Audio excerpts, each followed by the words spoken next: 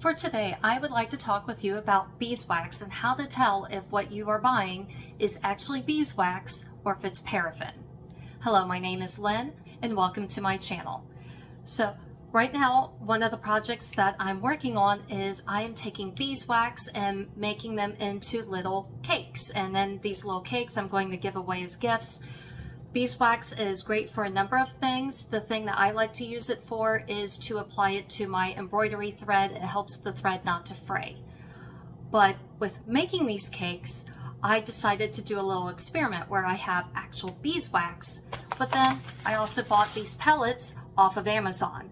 And I wanted to tell you about how to tell if this is actually beeswax or not. It says it's beeswax, but let's go through that. So the first thing, this is another little beeswax cake. With actual beeswax, if you smell it, it smells sort of like honey. And so it has a very distinct smell. It also, the feel of it, I wouldn't exactly say it's grainy, but it definitely has a texture to it. It's not as smooth. The reason why I'm making a comparison is because after I melted these pellets down, and I'll show you that here in a minute, but after I melted these pellets down, I then realized that what I came up with is not exactly beeswax.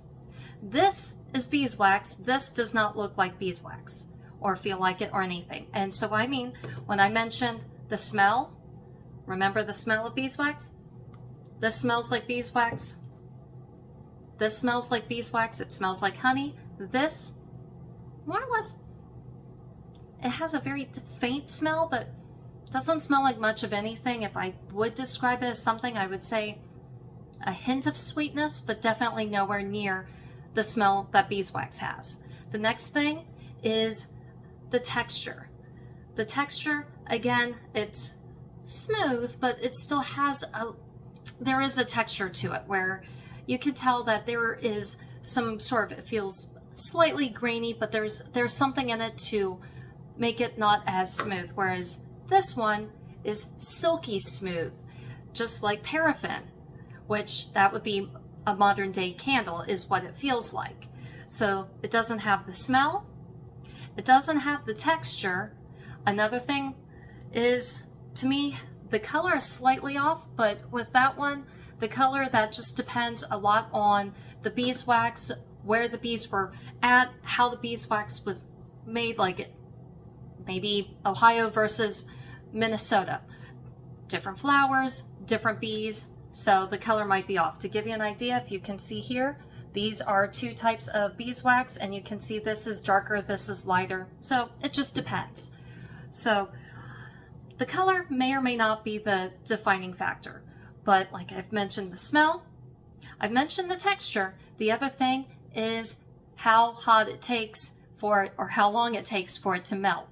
The actual beeswax does not take as long to melt as it did this. So that is another defining characteristic that tells me that this, even though it says beeswax, I'm guessing that there might be some paraffin in it. There's something in it to make it not quite 100% beeswax. So in the end, my recommendation is to buy beeswax from a local farm where you know the source. Like I said, the beeswax pellets I bought off of Amazon, and you get what you pay for. But if you really want to work with 100% beeswax and not have anything else mixed in with it, I highly recommend going to a local farm, or you can even go on Etsy. That's where I bought this. This is from a farm off of Etsy from Minnesota, and it smells like beeswax, it feels like beeswax, it handles like beeswax. And if you check out another video where I make the beeswax cakes, you will see it melts just like beeswax.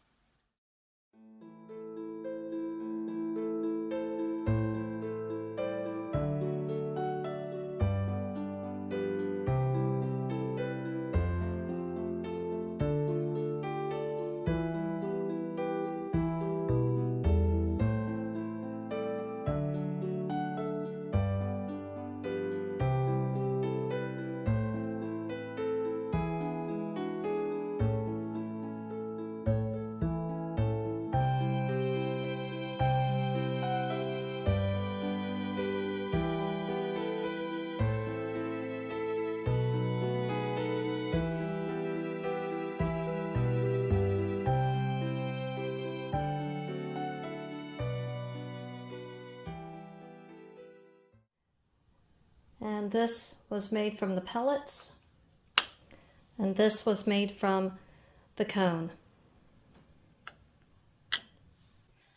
Thank you for checking out my YouTube channel. If you enjoyed this video and would like to watch more of my videos, please follow the links on the side of the page.